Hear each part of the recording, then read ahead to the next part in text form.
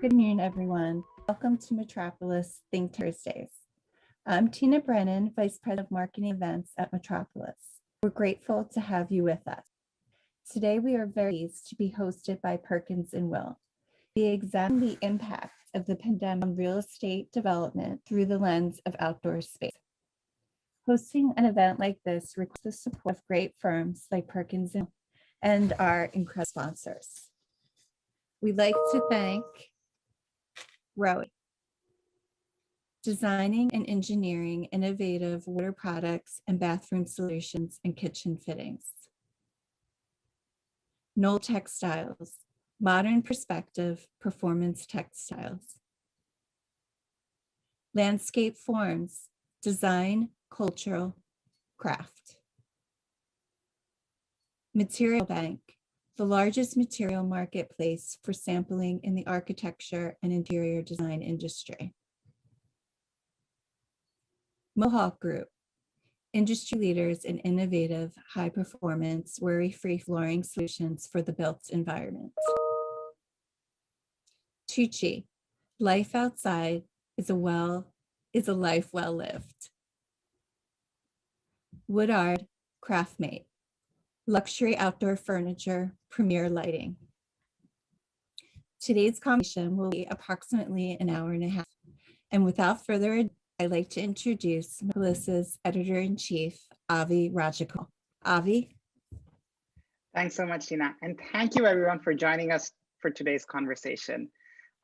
We're here today to talk about the outdoors. I think this COVID-19 pandemic has really encouraged so many of us to discover a new love for going outside. But it's not as though we weren't talking about outdoor space before that. I remember that, 2019 and even before that, I was a part of many interesting conversations about how we might think about outdoor space as usable space, for instance, in commercial real estate, how we can think about outdoor space as connector spaces in education or residential projects, and how we think about outdoor space as productive space in cities, right? I'd like to joke that in office real estate we were in the midst of an amenities war, for a long time, and green space, outdoor space, was one of those really sought after amenities, even in geographies, even in places in the United States where that space would not be usable, all through the year. In a city like Atlanta, of course, outdoor space is beautiful through the year. And so it is a real asset. It is a real amenity, and it is a real, I think, design space and a space of opportunity for us as we work through this pandemic and as we look to the future. To talk about how we can, look at outdoor space through that design lens and through the lens of work. How we can bring workplace strategy, learning, and principles of biophilia into our approach towards interiors and exteriors and the relationship between the two. We have a fantastic group of panelists here today. Joining us is Jim Irvin, who is president at New City. Jim, thank you so much for joining us. David Weissman, who's the development manager at Tribridge Residential. David, thank you for joining us. Robin Lackey, who's the Senior Director of Project Planning and Design at Emory University. Robin, it's a pleasure to have you. And Zan Stewart, who's the Associate Principal of Landscape Architecture at Perkins and Will, the Atlanta office. Zan, thank you so much for joining us today. I'd love to start with you. I know you've been doing a whole set of work around this idea of working landscapes as part of Perkins and Will's response to the COVID-19 pandemic. I'd love for you to take us through that work. You have a small presentation you'd like to share, and tell us a little bit more about how you're thinking about work outdoors in new ways today. So Zan, over to you.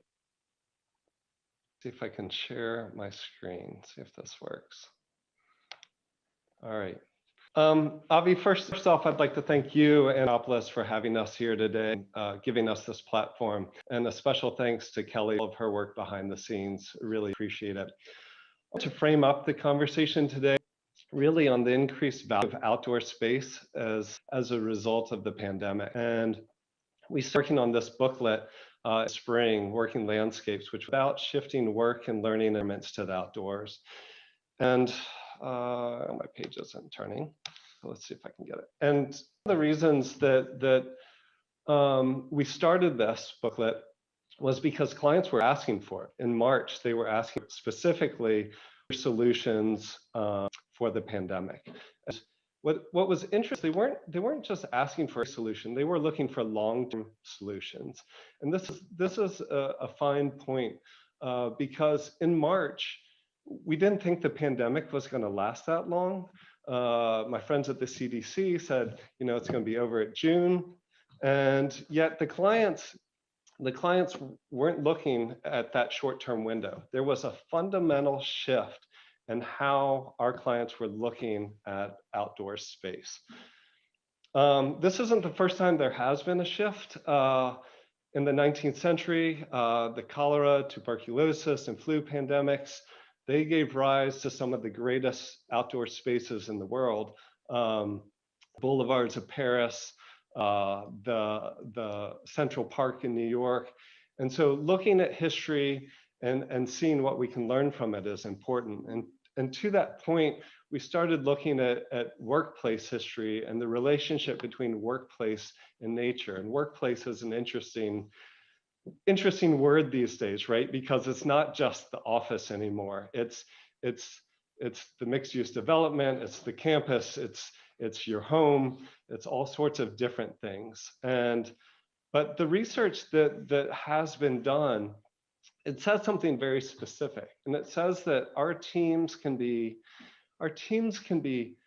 healthier, happier, and more productive with access and views to nature. It's a simple thing.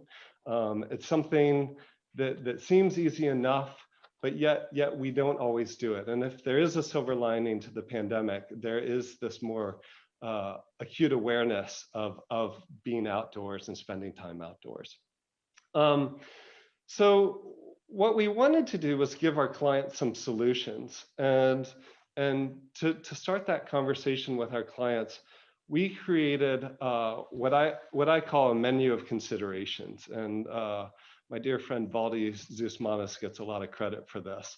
But this menu of considerations, all it is a checklist so that when you're developing an outdoor space, that you can go through and you can understand what kind of inputs you need, what factors, so that your outdoor space is high performing.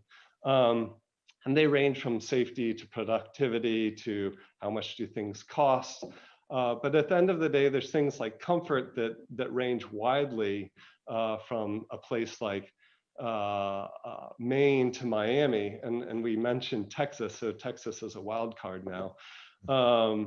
And it's interesting because there's not a single solution for every project. There's no silver bullet solution. And so the first thing we did was we put together a few just little vignettes to get our clients thinking about things. They weren't supposed to be direct answers. They range from partitions that were flexible, you could write on, they could close and open up, to work pavilions, more of a workhorse place, to something a little more creative where you use water to create social distancing, to something as simple as a planted amphitheater. And an amphitheater is something on almost every campus in America, yet with a simple intervention, demarcating where people sit during pandemic times, you create adaptable and flexibility in the system. And that's another thing that we keep hearing from clients, is they want that flexibility. The long-term look that we were hearing is, fine, we may get through this pandemic, but we want to be prepared for what happens in the future. I want to end on this slide. This is a project we're working in San Francisco, and it's an interesting take, but I think it shows that future shift and that mindset. And the client was adamant about, what is our response to the pandemic?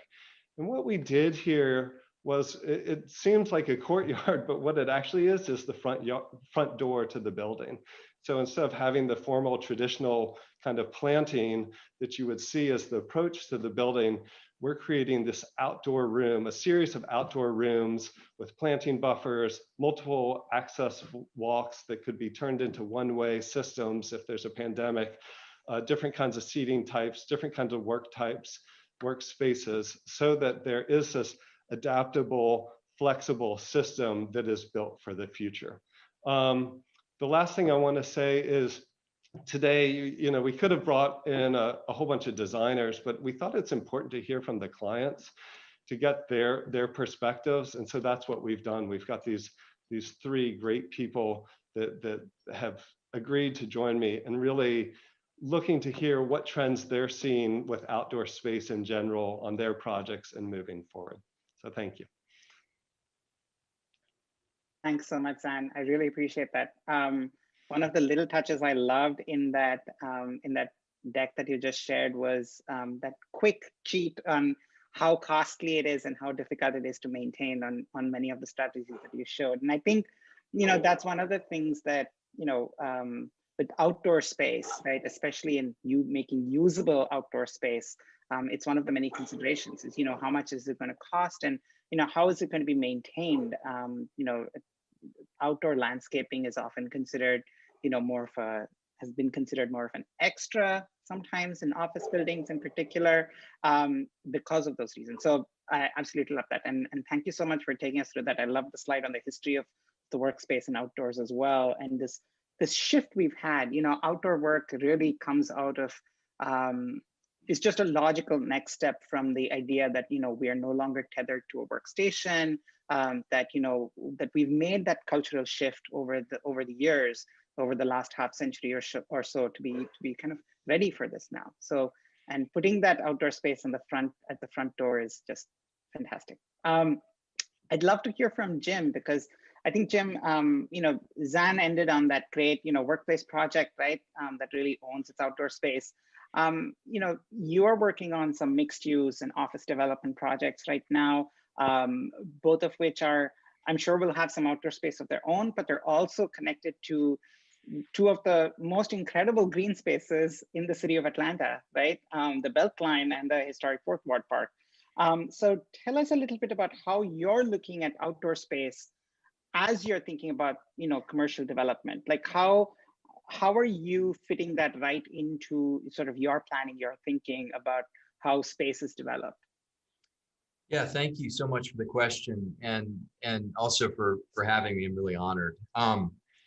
It's interesting. You talked about the amenity war that many developers go through, and really, from my perspective, you have to imagine 2 or 3 years after I've been sitting with the designers, working through the planning and having fun dreaming up new spaces. Imagine yourself, sitting around a model with the noise and vibration of construction going on in the background, and you're talking to future tenants and trying to describe all these great fun ideas and sort of compact that into a very, very discrete amount of time to try to explain what makes your project different than others.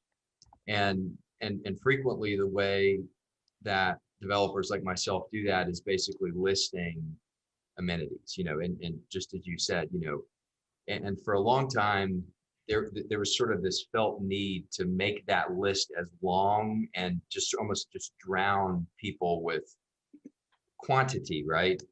But what I have found is honestly more enjoyable, fun, fulfilling, and easier to explain in those situations is when we are working on projects that are next to the Beltline and major, public parks and infrastructure like the historic Fourth Ward Park that you mentioned.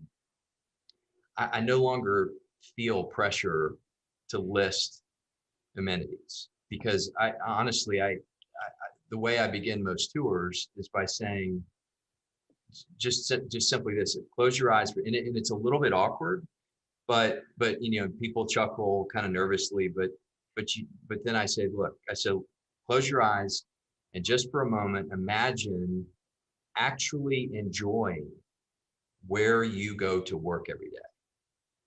And people kind of chuckle, and then they kind of go, oh wow, And then I said, just look outside. And I'm pointing at the Beltline right now to my left, and imagine being able to go for a walk in the middle of the day. If you're in a creative brief, to be able to stroll, a mile up and down the Beltline, to see people, to enjoy nature. And so part of what we do is not try to create these sort of enclaves of private outdoor space, but instead try to democratize it, try to literally connect public space and private, and really what becomes we spend less time focused on our lobbies, these sort of marble clad mausoleums that feel like you have to be very, very quiet because you hear the security guard clicking through. But instead, the open space is the lobby, the public area where you're literally blending public and private spaces, where you're not really sure whether you're standing on public land or private.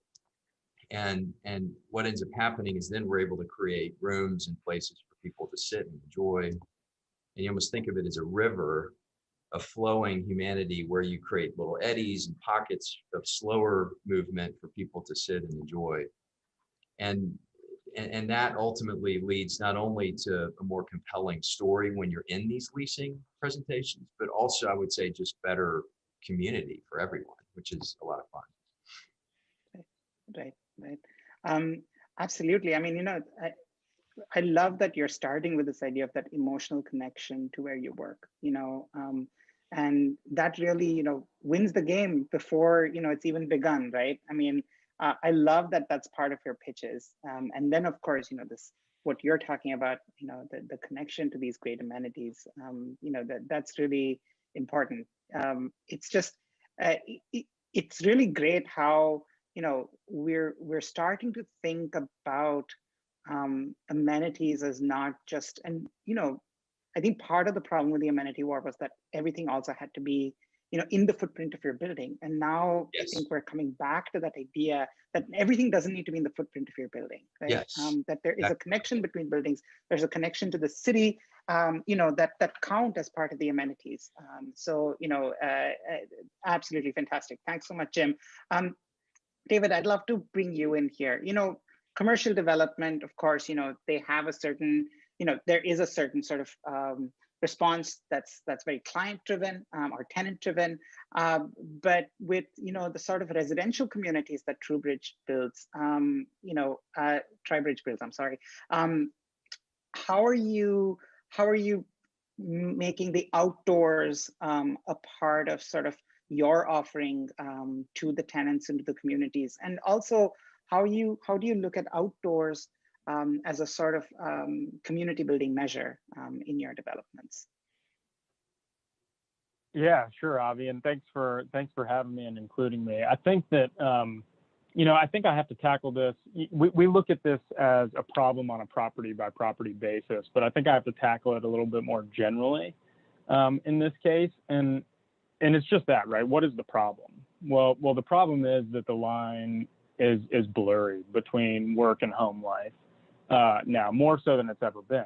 So, we're in a situation where more people are working from home, temporary or long term, than ever before. And so the first thing we're guilty of as developers is that we always are trying to quantify and re-quantify things, right? And so what we look at in our portfolio and then for future developments is, how many people are working from home pre-COVID compared to, post-COVID?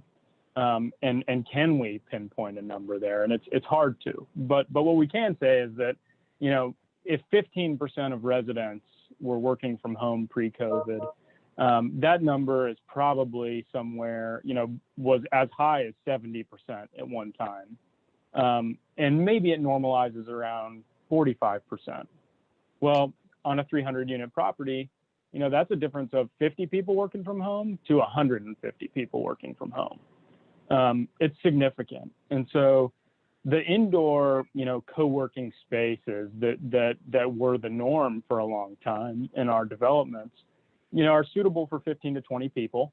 They're mostly indoors, right? They're a reprieve for people to get out of their units, maybe use a conference room. And those spaces are simply becoming inadequate, right? It's difficult to social distance, right? People are just less comfortable. And so we look at where what that tells us, where are the opportunities where we might be able to create a safer environment, options for our residents to get out of their unit, right? The change of scenery that is so important as we've all worked from home. We all move our laptops around our house, right? And so we look to the outdoors, right, for the solution. And that takes several forms, to Jim's point about the amenities war, right, and the long laundry list. We also prioritize that list and the flexibility of these outdoor spaces. And for the longest time now, those outdoor spaces haven't looked a whole lot like work environments. They've looked like play environments. And so we have to look outside. We have to reprioritize some of the spaces.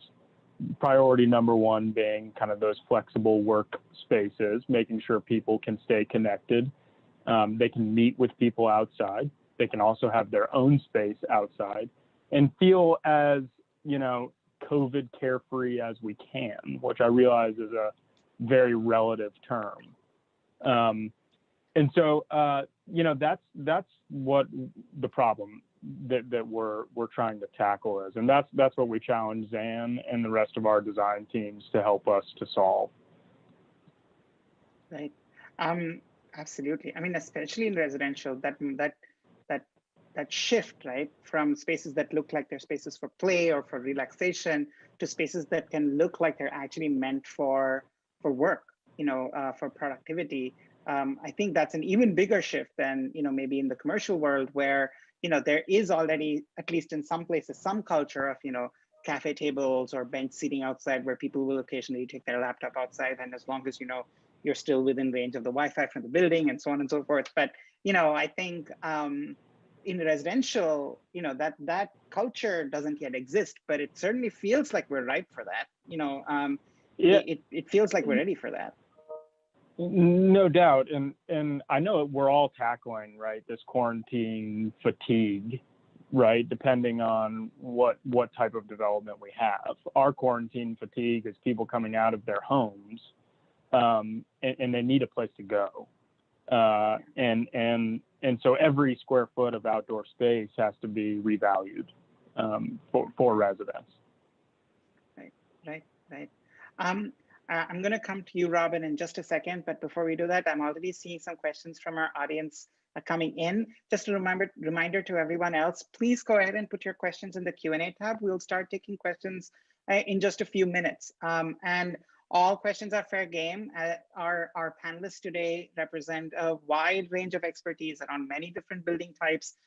This is really an amazing opportunity to get some expert opinion on some thoughts that you might be having. So please go ahead and put your questions in, and we'll start taking those in just a minute. Robin, obviously, universities, they've understood the value of outdoor space for a very long time. I mean, to think of a American university that doesn't have, a big green space, a big plaza, something like that. And then of course, to see students there with their textbooks, and things like that all the time. I mean, that's pretty normal. So there's this healthy culture of sort of taking work outside in universities. But how are you, and of course, Emory, you guys have, across your 3 campuses, some amazing green spaces attached to your university or on campus. Are you thinking about ways of leveraging that space a little differently post-pandemic? Is there a drive to kind of optimize or encourage that space, the use of the space, or to control it or make it safer? Like, just what are the changes in how you're thinking about those spaces? Sure. And thank you for having me today. And for those of you who may not be familiar with Emory University, we're in the city of Atlanta. We have about 700 acres on our main campus in the heart of a neighborhood called Druid Hills. And Druid Hills was actually designed and planned by Olmsted. So by its very nature, we are a campus within a park. And then we also have a large preserve, about 150 acres Lowell Water Preserve as part of our campus in the city of Atlanta. That is a campus space, but it's also a public space full of a lake for fishing and trails for bike riding, and a really an amenity for our whole kind of section of Atlanta. And so I will say, because of that sort of grounding in nature and parks, even to this day, when we're planning development, when we're planning a new building, the spaces between our buildings are just as fundamental to the conversation as the buildings themselves.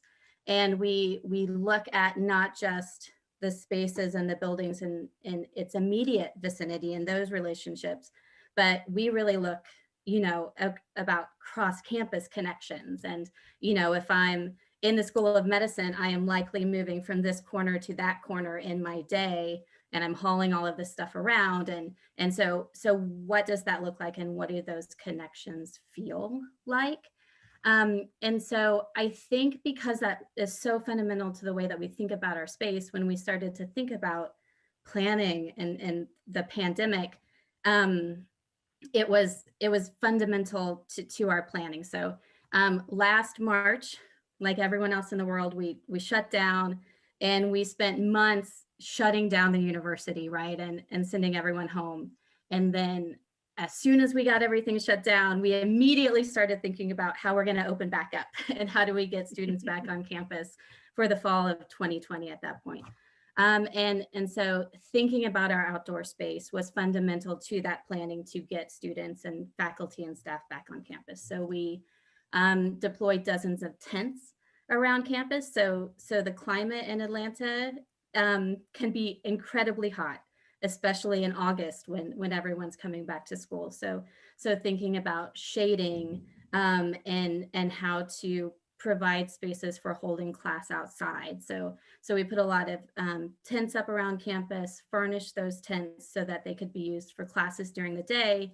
And then in the evening, for the residential students we had, it could be social space in the evening. We painted the circles on our quad. Everyone's seen the images of the circles and stay in your circle. So our quad is full of circles and we placed Adirondack chairs around. And we placed a lot of tables and chairs kind of socially distanced outside. So if you want to just stop and work on whatever you need to work on outside for a while, you can do that.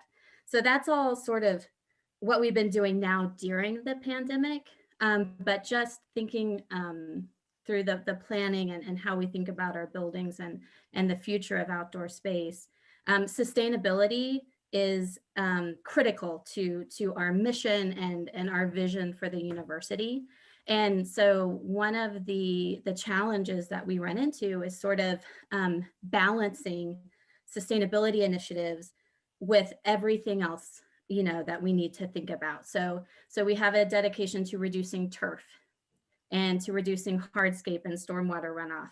But at the same time, we have this dedication to providing outdoor space. So, working with our design teams and working through what that means to create meaningful outdoor space without planting grass or making hardscapes, that's a challenge, right? And like I said, the climate, during the summers can be a challenge. So thinking about sun shading in a way that is permanent for outdoor space, but still feels open and not like you're in a pavilion, so you can still feel like you're outside. And then I also, because we're here to talk about workspace, the university is a workspace, but we're a workspace for so many different types of work, right? So we have the students who are doing the work of being the students, faculty who are doing the work of teaching. We have researchers who are, doing all of the work in their labs. We have a major hospital on our campus. So we have healthcare and that clinical mission and folks who are visitors for that. And just really sort of balancing what those outdoor experiences feel like and how they serve this kind of broad community of needs is always something that we're thinking through. Yeah. Robin, you've brought up such a key tension to this whole idea of working outdoors, which is, we want to take something that is very much a human-driven activity But now we want to do it in a place where there's other species, where we're not entirely in control of the environment or climate, right? And so the things you brought up, when you were talking about sustainability, are just so key. It's really about, how do we build a better relationship with nature that allows us to do some of the things, right? Like be on our laptops or, whatever that is, but at the same time be with nature. And that's a break, like a rift that we've built over, so many decades, if not centuries, and one that now we're trying to bridge again, right? And that's just, that's fundamental to what we're talking about today. And it's so incredible to hear you talk about it in those terms.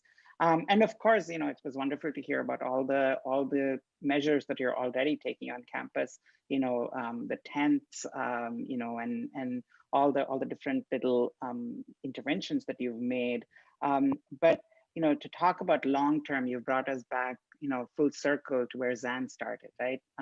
That we're looking at this not just as short-term amenities, but long-term. I mean, Jim was talking about, you're sitting, you're thinking 2-3 years from now of the time when you're going to be sitting with that prospective tenant, right? Or, when David is talking about, how do we anticipate the needs of the next set of tenants and the next set of tenants, or, the next set of homeowners, in these things, and they're going to represent many different generations, just like Robin, you have many different types of workers, right? So it's such a complex ecosystem we're trying to build, in this kind of work outdoor scenario. So there's lots for us to explore today, and we have lots of questions from the audience. Before we jump into all of that, a quick thank you again to all our sponsors: Growy, Noel Textiles, Landscape Forms, Material Bank, Mohawk, Tucci, and Woodard Craftmade for supporting today's discussion. And of course, a big thank you to Perkins and Will for bringing all of you together and for hosting today's conversation. Thanks so much, guys. Robin was talking a lot about shading. We have one more poll question coming up for you that pertains to that. So while we start to take our audience questions, if you can take a second and respond to that, I'd be really grateful. So our first question here, Jennifer says, I'm a little surprised that not one of the presenters is speaking from outdoors today. Does this speak to the challenges facing us in the current work model, where so much of our time, at least currently, is now on Zoom or some video meeting platform? And of course, we had Christine respond and say it might be cold where everybody's sitting. So there's two tensions packed in there, but we'll pick up one of those, which is technology. We have another question about technology further down. I was once on a hike with a friend, and she said, "Oh my God, this is so beautiful. The only way it could be better is if I had Wi-Fi." So there's that tension with nature, right? Like, we need technology and we need connectivity to do our work. And I know, Zan, that was part of your thinking in the Working Landscapes work that you did as well. So I'd love to hear just reactions from all of you, Zan and Robin in particular, but Jim and David as well, in terms of how do we start to think about technology outdoors, especially as it seems like it is really the key to flexible work. Yeah, I'll start, and I'm still a little lost in Jim's river of humanity, so don't mind me if I drift on the lazy river a bit.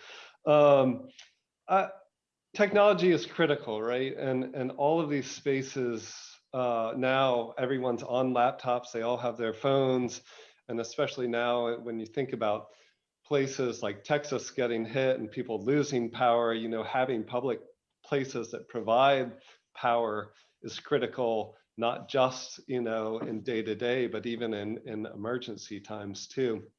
So some of the things that we look at is just proximity, how much of it, but I think one point that Robin brought up that I think is critical is this idea of shade, and shade relates to technology, because you take your computer outdoors and all of a sudden the sun's shining on it, or the shadows are playing. And so that protection of glare is really critical and weighs into it. So all of those factors, making sure that there's good Wi-Fi, the power, the heating, the cooling, all of these things play into how effective and how usable the space is.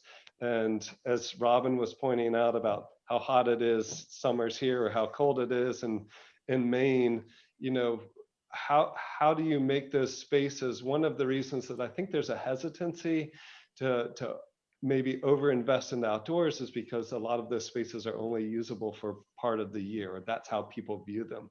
But if we can create spaces, and I think Dave and I were talking a little bit about this yesterday, but if you can create spaces that have all those indoor factors and those things that make us comfortable, and you bring those outdoors, yet still have those connections to nature that make us happier and healthier, give us the fresh air, which we know is better during times of pandemic or non-pandemic, that we're creating just a better work environment in general. Sure. And I can tag onto that a little bit, Zan. So first of all, it is really cold and rainy here in Atlanta today. So that's probably why you're seeing us all inside where it's warm and dry. But you know, on the campus, it's almost easy for a campus to solve these problems that are sort of global problems, right? We can do ubiquitous Wi-Fi across campus, and our IT team is working on that now, right? So that if you're on campus, you have access to Wi-Fi, whether you're in a basement, you know, in a research building, or whether you're sitting out in a plaza on the quad. But then the power piece is a lot more difficult. And so in our current projects, as we're planning outdoor space, we're doing, you know, these little power poles, right, that you can put next to every seating area. And it's a fairly tremendous expense. These aren't inexpensive things, but again, to Zan's point, the idea is to make these spaces that you can actually go and be in, and not just be transient in, or not just, you know, sit in for 15 minutes while you eat your lunch, but actually spaces where you can sit and occupy and work. We've also explored different furniture options that have solar panels. So they kind of hit two of those buckets, that you're getting some shade by, you know, some sort of structure above that has solar on it, that also comes down and provides power for powering your devices. So I think the technology and the furniture and design world is constantly working to help us address some of these issues. Jim and Dave, do you have any thoughts about all weather or technology infused spaces outside? Have you started thinking about that at all? Yeah, go, Jim. Why don't you want to jump in first? No, Go ahead. either way. Yeah, I think that, you know, on the residential side, right, we're always thinking about, especially, you know, new development, right, infrastructure and connectivity, and when we start to think about, you know, bandwidth, right, I mentioned kind of the increase of residents, you know, working from home. You know, we think through contingency planning, right? Do we have one internet provider? Is it multiple internet providers, right, that bring service to a new development to try to spread some of that bandwidth? Those are all things that have to be considered. You know, and to the question that came in, you know, we've all, for the most part, become accustomed to being most productive at a desk, right? It's how our work environments have evolved, you know, most recently. That's changing, of course, but I think there's a lot of power too in the doses of nature that you can get. So if you're in an environment that doesn't have weather, you know, that is, you know, supportive of working outside for long periods of time, you still need that small dose, because the small dose of fresh air and nature goes a long way. Jim mentioned, you know, look out the window. You can walk down the belt line. Well, if you can get up from your desk and get a 10-minute walk in and come back, you're going to be more productive. You're going to be happier. You're going to be healthier, and you're going to be able to keep your head down and get and continue to do your job. And so I think we also have to consider, you know, those spaces between buildings, right, that Robin mentioned. You know, yeah, they're thoroughfares, but are they also opportunities just to get fresh air? Of course. And so we're thinking through all of that, right? Where are those transitional zones? You know, what is the pedestrian experience in its entirety? so that we can bring people out of the units and onto a campus. And I would also add, so I think the question is about technology and also just seasonality. I think from a seasonality perspective, those of us on the panel all come from a city that one of the absolute greatest aspects of Atlanta is that we are really a 9 or 10 month outdoor city.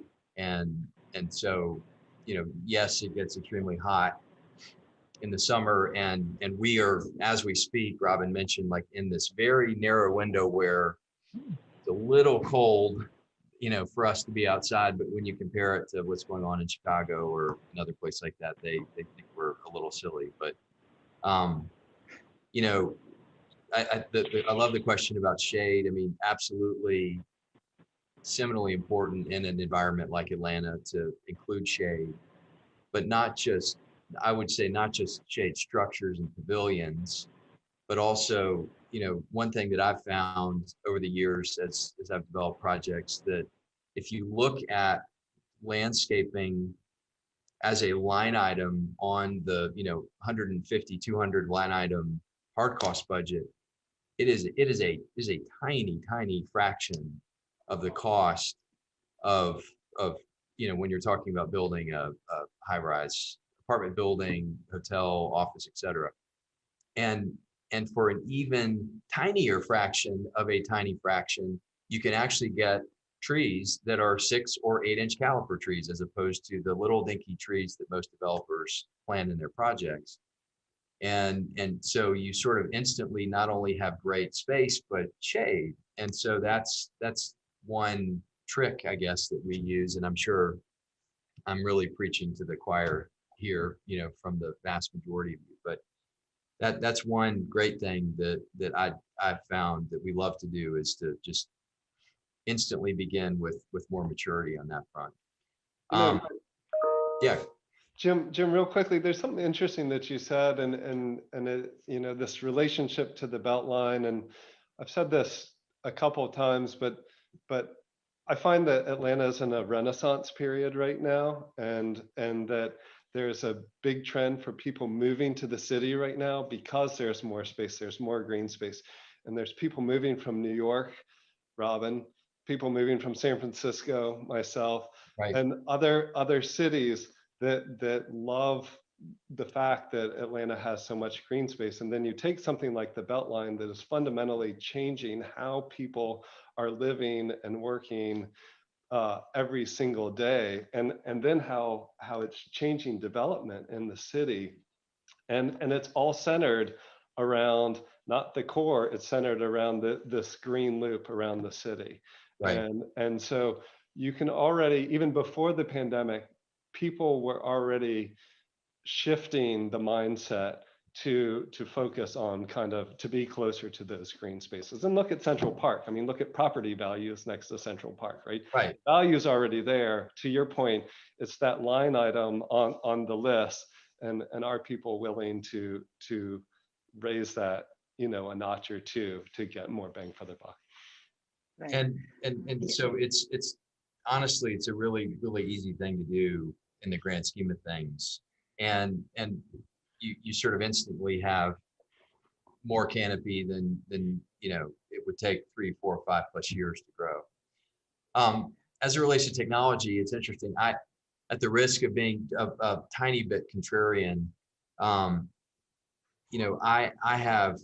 don't mind telling everyone that I have a pretty high degree of ADHD personally, and which I think is sort of my superpower as it relates to being a developer, because you have to do so much all the time. But I find that I actually crave moments where I have less connectivity, and when I have to do inherently right brain things, that part of my job is sort of the constant shift between left and right brain all day, every day. But oftentimes what I end up doing is taking walks outside when I need to think, when I need to get away.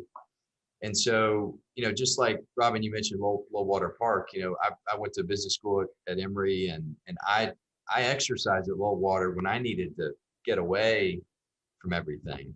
That was my absolute favorite place to go run and hang out. And so what's fun for us is, as we develop, like in the project that we're talking about here in Atlanta that we're working on now, we're building a 1 acre sort of central plaza space that's juxtaposed between the Beltline and the historic Fourth Ward Park, almost as a bit of a lily pad.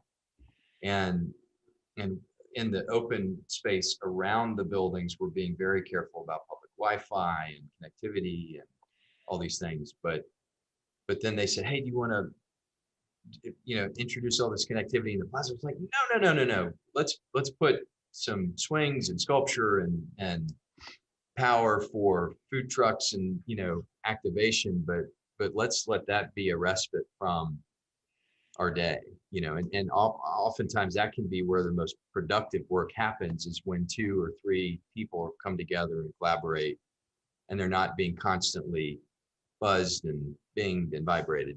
They can really focus on the task at hand. Yeah, I absolutely love this conversation. Yes, there are technology solutions, but as David reminded us, outdoor space is not just, it relates to work not just as a space that you could work in, but also as a space that supports work in giving you that, that sort of, wellness space, that little extra space. And Jim, you're absolutely reinforcing that. But also you've now brought up, with your comment on trees, this notion that, by focusing on outdoor space, there's a potential for us to have a much larger impact beyond the footprint of the project that we happen to be concerned with or working on, right? So by bringing in trees, it's not just about providing shade there, but it's also about adding to the, the carbon sequestration of the city, the lungs of the city. I mean, there's just so much. The act of bringing a tree in is such a small item on a line budget that has such tremendous potential impacts, right?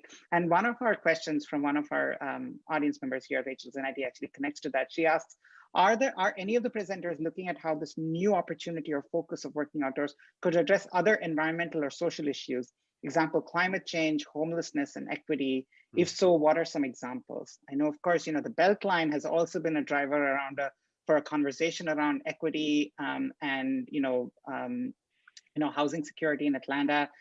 So I'd love to hear, as we're thinking about outdoor work, as Jim was saying just a few minutes ago, can the utilization of the outdoor space have other advantages? Yeah, I don't mind jumping in just because I love the question. So all the projects that we do, we almost as sort of it's almost like an order qualifier. We pursue LEED or NGBS, all the sort of metrics that are required for Class A projects. But for me, it's always the fun challenge is like, how do we not just meet these standard metrics, but how do we create stories that are powerful that we can tell about the technology that we're introducing, right? So at a project I recently finished, we planted a 1 acre green roof over a grocery store, and because there was an office building looking down on it, it was an inaccessible roof, but it was an important metric for LEED. We harvested rainwater, et cetera. But then I said, how cool would it be if the sedums that we planted were actually pollinating, and we put apiaries on the roof, and then instead of the sort of boring tenant retention gifts that everybody gets when they go back to work, we gave them honey from the roof of their own building, and that instantly leads to this great story and this emotional reaction that people say, oh, this is my honey from my roof at my office building, and you get that instant ownership. Or this plaza space that I mentioned a second ago, where we actually collect all the rainwater runoff, clean it, and use it in the makeup air in the HVAC units on the roofs of the buildings. And so we're sort of neutralizing the use of potable water in that case. So it's these fun opportunities to layer on metrics with fun stories like that. Yeah, absolutely. Anybody Yeah, else and have any thoughts? Go ahead, Robin. well, I was just Robin, going jump to in first, say, then we'll come to Dave. okay, I was just going to say, to kind of build on what Jim was saying is that so much of what we do is in service to sustainability and in service to the environment, and so much of it is hidden, right? So we go through the same thing, and so Right. we're looking at how, from the science of the buildings and the spaces, how can we display that? So there are different like displays that can say, how many gallons of water were used in this building today, and this idea that when you become aware of your consumption, that has an impact, right? And so we were looking into that sort of technology, but also sort of how we can, as an institution, almost open the doors to the community in a way. And so we look a lot at science on display, right? How can we help the work that's going on inside, these closed up spaces be displayed outside? And sometimes it's literally just as simple as through glass windows that you can actually see into and see the work that's going on inside. And sometimes it's through community gardens that are sort of learning and teaching gardens throughout campus, green roofs, and education around where we have solar panels and where we have all of these different pieces. So a lot of it, I think, is just learning and experimenting with how to get the information out on what you are already doing. Yeah, and I was just going to add to Robin and Jim's points here. I think that as developers, you always got to keep an eye on any opportunity there might be for energy audit or the low hanging fruit to do your part, right? Because we frankly don't have a great reputation at that, and so we have to go out of our way to make sure that we're participating in those conversations, and we've accomplished that by understanding the cost to upgrade and understanding the benefits, right? And we looked at third parties that can tell us that, and we have to check ourselves. Some of those benefits are from an energy consumption perspective that may have the positive implications to climate change. They're to benefit the resident, not necessarily the owner, in a lot of cases. And so you are passing that savings along to your residents, and you have to be able to support that with hopefully resident retention, with lower vacancy, and then on top of that, you have to look to the outdoors and bring the outside in, and whether that's through green roof opportunities and creating that transitional zone between inside and outside that Jim and Robin mentioned, or Zan and I are working on a project now here in West Midtown where we're contemplating foliage on the building. How do we actually create an insulation factor here, right? By supporting overgrowth and encouraging it. And so just some of the things that I think we all find in our industry to be a challenge and have to go out of our way to be a part of the solution of. Yeah, I'll chime in, Avi, and I'll try to hit both points because I think they're both really, really important to me. One is I'll start with the sustainability question because I think that's critical, and Perkins and Will is an extremely sustainable firm focused on resilience and sustainability with each project. We, for our own building, which at one point was the highest rated LEED building in the world, we consider it a laboratory, right? And so it's our own personal laboratory, and we measure the performance of what we've implemented. And so there are things like permeable paving that we've put out there, and the first year we took a big cauldron of water and we dumped it down and it all went down, and a few years ago, I went out there with a glass of water and I poured it and it just rolled off the top because we hadn't vacuumed it and we hadn't maintained it. And so understanding those things are really, really important to us. And so by all means, we look at it, one, on kind of how are our projects performing, not just when we finish them, but 5 years, 10 years after. And then right now, our group is actually working on our own sustainability metrics of how to gauge our own project, because LEED and sites and there's 400 certifications right now, and we don't want something that's checking the box that just tries to cover everything. We want something that really means something, and I think that's what the other three panelists are saying is what are we actually achieving on our projects, and how is it performing?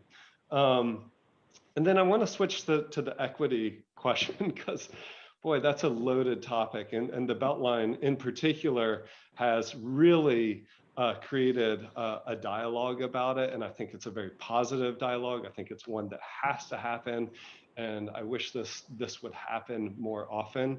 One thing that our firm does do is we give back to the community our time, and the panelists will have to close their ears. But some of my favorite projects are actually those projects where we are giving back to the community and we are donating our time and really helping lift individual groups, individual communities, and at the end of the day, the city, right? Because the city is only as strong as the weakest link, right? And so if we can continue to give to these communities and continue to lift them up, Atlanta will continue to thrive, and the other communities that we work in as well.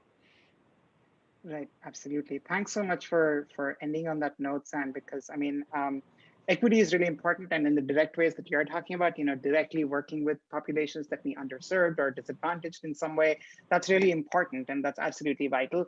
I just love to step on my soapbox for just a second and say that sustainability is also an essential aspect of equity.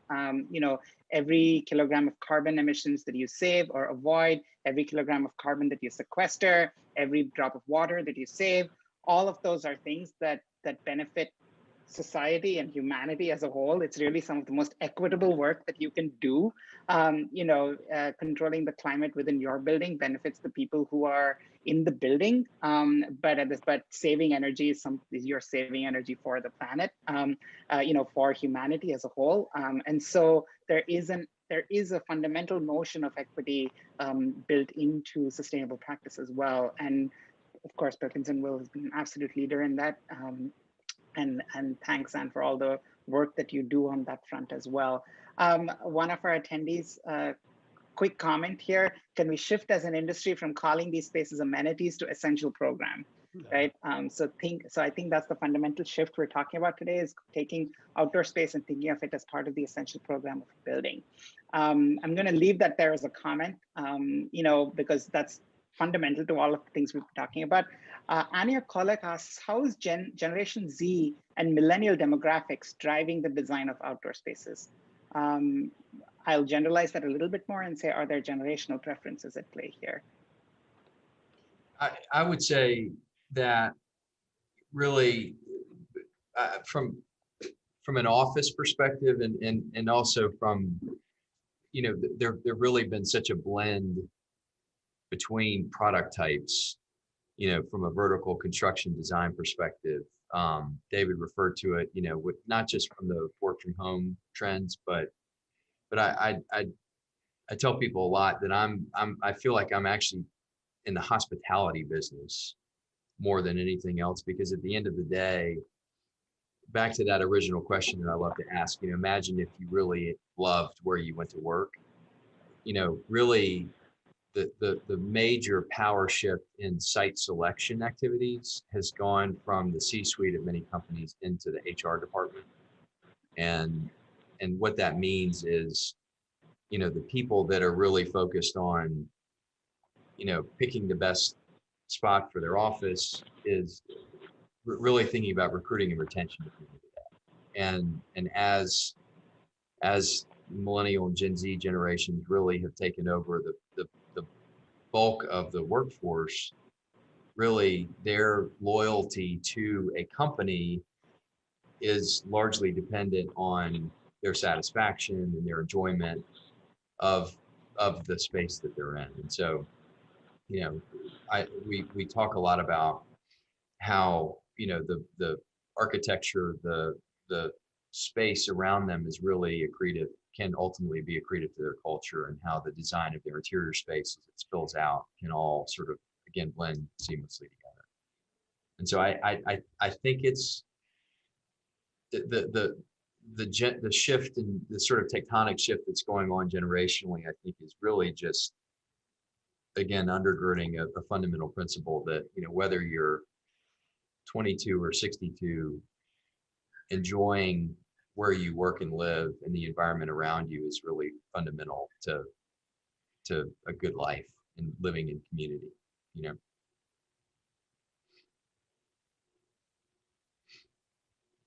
I wonder if Robin, in particular, you have a viewpoint on the generational stuff, because of course on campus you see that. We'll take your response, Robin, and then I think we'll move on to the next question. I would not assume to speak for millennials, but I will say that we serve all generations, right? And I honestly think the wellness linked to the outdoors is universal. And we all feel it, and we all especially feel it when it's not there, right? When you are in when you are in an environment where you cannot, you can't orient yourself to anything that's around you. And I feel like that's an environment you often find yourself in when you're visiting like a major healthcare center or something, where it's all just organic growth and there's not a lot of moments of, you know, relief. And so providing those moments to kind of ground yourself in where you are, in your relationship to the outdoors, and then that relationship of, not relationship, but kind of that fundamental importance to wellness, I really do think is universal for all of us. Just real quickly, I think there's also a connection to the earlier question with technology, right? That my mom's not so great with technology, so she's not driving the need there. It's really the future generations that we're designing for, and I think Jim hit it right on the head with the retention and recruiting. We have a project we're working on right now. It's actually one of our social purpose projects, and they were asking for space for TikTok videos, right? And it's like, we need a space because this is what the kids do after school, and we need you to design that. And so it is changing what we do. And the other piece that we sell a lot, are especially for development projects, are Instagrammable spaces, right? That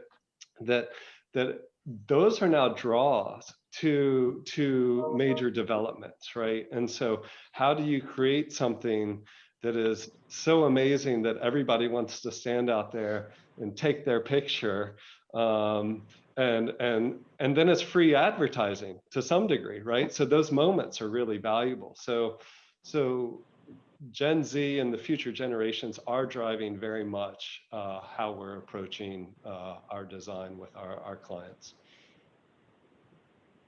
So we're going to start taking a few questions here a little more rapidly, because we have a lot of questions on the docket, and we have you know, a little bit of time together still. A question for Robin. Jeff Morrissey asks, says, we're attempting to proactively work on socially distanced exterior campus space use. It's difficult. Our students tend to not believe that CDC guidelines actually apply outside. Pre-pandemic, they had deployed Senate-type park chairs in a major quad. And yes, flexible is great, but we wanted the chairs to move, but controlling this is challenging. Are you dealing with this sort of thing at all at Emory? I'm writing from Washington University in St. Louis. And we have somebody else from St. Louis who said, well, CDC guidelines are being scoffed at indoors as well. So, you know, just this thing of, you know, we think of the outdoors as this like very open, flexible space, like that's part of the nature of the outdoors. yet you do have to control people to some extent. So can you talk about that a little bit, Colin?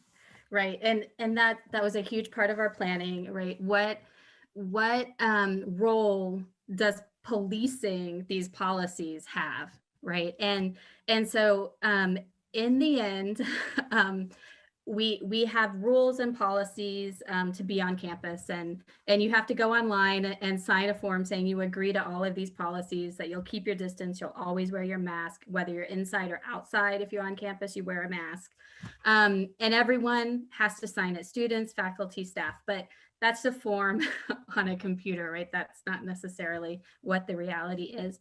I do have to say that that I think because we are a fairly large city, we are literally right next door to the CDC, and we are a major healthcare and public health university. I think there probably is sort of a culture of respecting the science, but we do have a whole team who comes around at the end of every single day and takes all of those chairs we have around campus and resets them back so that there's only one chair at a table and all of the chairs are separated. So, you know, there's only so much you can do.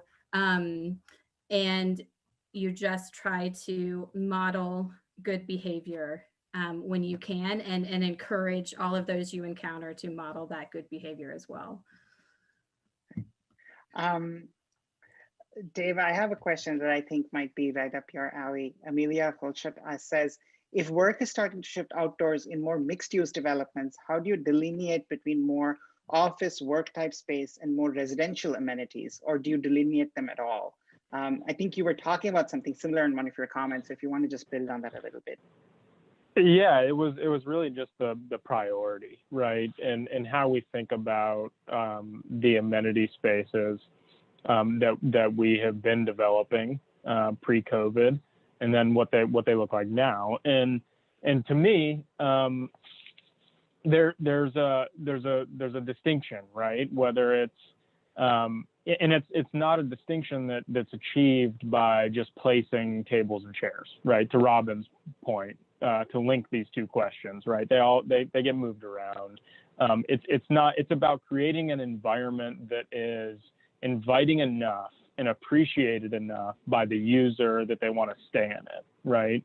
And hopefully we can create that environment that is a safe space. But we can't control it all. And so I do believe, just to directly answer the question, it's about changing that priority, whether it be for an office user in a mixed use development, or a resident that has the opportunity to work in their unit, on their balcony, or in a public-private space. They have to feel comfortable and as safe as we can make them. That's what leads to Jim's point, to retaining your workforce and your residents. So we are in many ways, along with everybody else, reacting right now. Have no choice. Right. We have a lot of questions, a lot of requests here for the book or the presentation that you shared, Zan. For everyone who's asked that, please go into the chat window. We do have a link to it in there. So it is available. Perkins & Will has been very generous in terms of sharing their research and sharing their ideas. So please take a look. Please feel free, take a look at it. So that's there for you to use.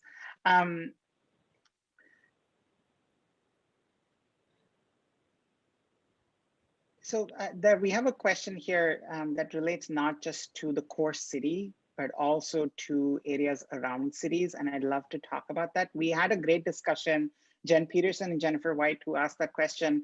We had a great discussion a couple of weeks ago about re-densification of the suburbs and how this pandemic might prove to be a great impetus for that as well. And we talked a lot about outdoor space in that discussion. So if you have the time, please go back and listen to that too. But the question here is, we'd love to hear from the real estate owner managers on the panel to talk about plans to decentralize their campus or development projects, or multiply outdoor sites of productive exchange to areas beyond city limits where this isn't happening so well. Jim, I wonder if this is a thought that's even crossed your mind. I mean, there's a lot of talk about, a distributed workplace or a work ecosystem. I'm sure you've come across those concepts. Is that something you're considering, even in general terms, even if it's not part of current project? Yeah, we think about it all the time, and to the degree that it has, a fundamental impact on the way people work, I think it's our responsibility to consider it, right? From the redistribution of the workforce, I think, studies that we've read and anecdotes from the tenants that we're working with now indicate that, post-vaccination, whenever things, reach a new normal, however we choose to define that, indicate that somewhere between, 15 and 35 to 40% of people, could on a more regular basis work remotely, which I think bodes well for, David and multifamily developers. I think though, at the end of the day, really the most basic fundamental that we have learned in this pandemic is that whether we are dispensationally introverted or extroverted, we are all inherently social creatures, and we need to be around each other, and not just our immediate family, but I think just literally the feeling that we all get by being, near each other is fundamental to who we are as human beings. And why I bring that up is because, really what interests me as a developer is creating places, again, that it sounds so simple, but creating places that people enjoy, and not just preserving the architecture for what's in the sky, but really, again, democratizing what you experience at the human scale, which I think ultimately is about equity, that great architecture, great things for people to touch and see and enjoy, and Instagram and TikTok and whatever hasn't been invented yet. I mean, all of that happening on the human level is what I really love about the Beltline, is because the Beltline is the place in Atlanta where, if you want to see people who are Black, brown, white, hearing 10 different languages, you just need to go out on a random weekday afternoon and you see it all. And then to be able to bring them through, enjoy public spaces, water features, green spaces that you've created. And then, you don't know if they're your tenants or the public, and they're all coming together in interesting ways. That to me is what is just the most fulfilling, compelling thesis of what we do. And so whether that's happening in densification, that's happening in suburbs or in the urban core, really at the end of the day, as developers, what we are seeking are places that people want to be, if that makes sense. Right. Absolutely. And yeah, absolutely. We have a couple of really tactical questions here. Robin, you set off a storm with your mention of the tents. So, a lot of people want to know about the tents. And Zan, I'd love to hear a little bit about the work pavilions, because I think a lot of folks are asking about those structural solutions as well. So I'm sorry, I'm not naming everyone because there's a lot of those questions, but Robin, the question is, how did you furnish those tents? And more generally, because you said the tents were a device for, working outside in like 90-degree weather, how do you also maintain social distancing in those tents? So let's take that first, and then we'll move to Zan. So we are renting the tents, to be totally honest with you. We had to get them there and out in a really short amount of time, and renting them from, party rental places. So they're the big tents like you often see at weddings. They're white, they look fine. So we furnished them with only enough furniture that you have, your 6-foot circle around you inside. They all get mushed together during the day. And again, we have our teams who come out and spread them out at night. And then we also, it's not just the tent, but it's everything to support the actions that go on in the tent. So each tent has its own Wi-Fi so that you can have all your devices in the tent. We provided power where we could. Honestly, these weren't spaces that were made to have tents, so power has been a struggle. We also have sanitation stations in every tent, so you can sanitize your hands and everything. I can say one challenge with the tents that we didn't anticipate was what to do during inclement weather. So everyone has storms, right? So we had in the fall a major storm come through, and everyone was working 24 hours a day for a couple of days to figure out how to batten down the hatches on our tents and make sure people weren't trying to shelter in them during the storm. So we're learning more about our tents every day.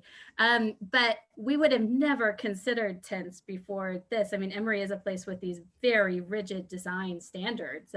But now we're learning to love our tents, and we're starting to talk about purchasing some tents to serve needs, into the future that we can kind of easily take down ourselves and put back up when we need them. Zan, really quick, just a couple of minutes, comment on sort of the work pavilions. So like, semi-permanent or deployable structures or permanent structures that can be outdoors but are kind of open. We have a couple of questions there. Heather Barker says, do you have experience with deployable product-based work pavilions? We had another one, and then we have some folks providing product recommendations as well, including Upfit from Landscape Farms. But Zan, go ahead. Can you tell us about how you were thinking about those work pavilions in your working landscape stuff? Yeah, and I actually am going to start with the tents because I think the tents is important. And I was reading this article today that was talking about tents in Central Park and how they were these temporary hospitals, as COVID and the cases increases. And so the tents are these temporary structures. And I think, maybe I can convince Robin and her team that she needs more permanent structures moving forward. The structures and landscape forums has a great one, and there's many of them out there that have been developed. And I think when we were developing them, we were thinking about a couple different things. And one is how do you factor in everything that needs to go into them and still kind of make them simple and cost effective and light. And so weather was a really big one, right? And like, how do you have partitions that can enclose or open up depending whether it's a pandemic or non-pandemic, whether it's a snowstorm, whether it's raining, those factors really come into play. How is it used? Is there flexible furniture that can be moved out so it can be used as kind of a platform, a stage for an event? What kind of seating is there? You'll see that there's kind of step terracing as part of it that can be used as kind of a place for a classroom to gather and someone to give a small lecture to a small class to, or you have the high top table in there that can be used as a workspace for an individual or as a collaboration space for a larger group. So there's a lot of thought that goes into those spaces, and it's hard to solve all of those needs on, while you're working on real projects. But we did try to accommodate as much as possible. And we do have clients who are asking for these solutions. And so we're looking forward to working with them and really honing these elements and then getting them implemented in real time. Absolutely. So folks, we're, thank you so much for all the comments you made. I have one last question for all of you.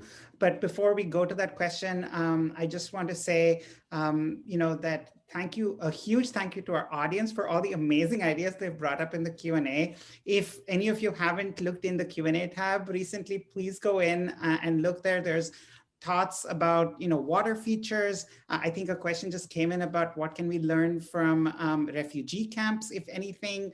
There's certainly questions about housing homeless people. Susan Wilhoft in particular, thank you for all the ideas you put in there. I did see the one about giving big box workers space to, recuperate and relax outside rather than giving them, empty paved over concrete parking lots.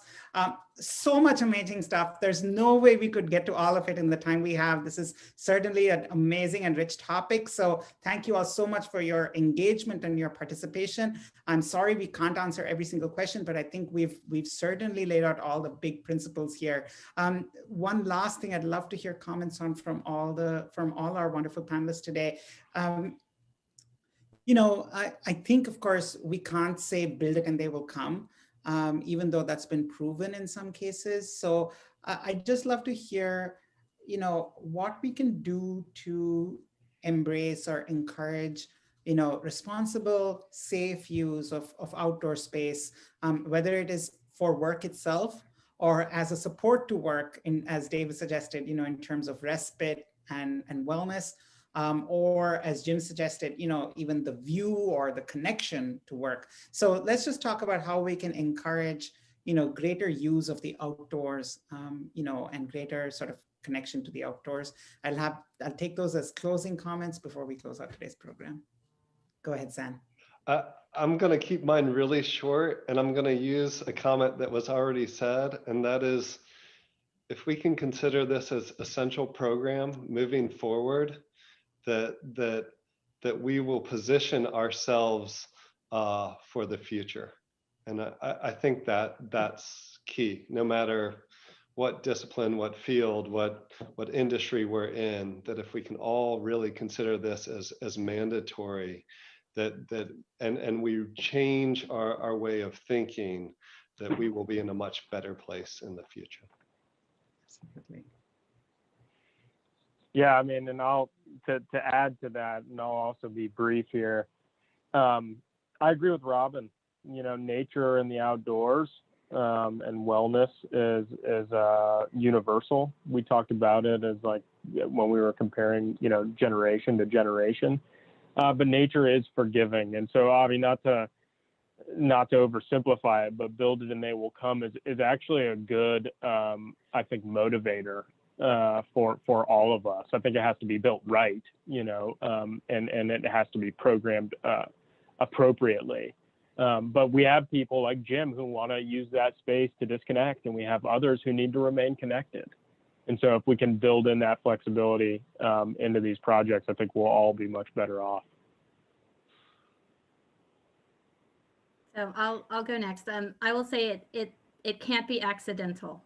Right? It has to be fundamental from the very, very zygote of that idea, right? It's not something that you can come back and try to squeeze in later and have it be successful. And I think as owners or as, owners representatives, we have the power to make sure that it is fundamental to the process. And I would just build on Robin. It's such a good point. The beauty of working in an environment like Emory is that anything that you're touching is really you're thinking about 100-year lifespan. And then from I would say about the sort of commercial development perspective is that commercial developers as a group, as a body are the single greatest copycats of any sector of humanity, and constantly looking around for new trends and new ideas. And if we do what Zan suggested, and this becomes a fundamental core thesis, when we look around and we see, oh my gosh, look at all these people and they love this place, then all of a sudden it gets into the psyche of how we execute projects, and it no longer just becomes the seventh thing on that long list of amenities, but it becomes the fundamental core thesis of projects that we do.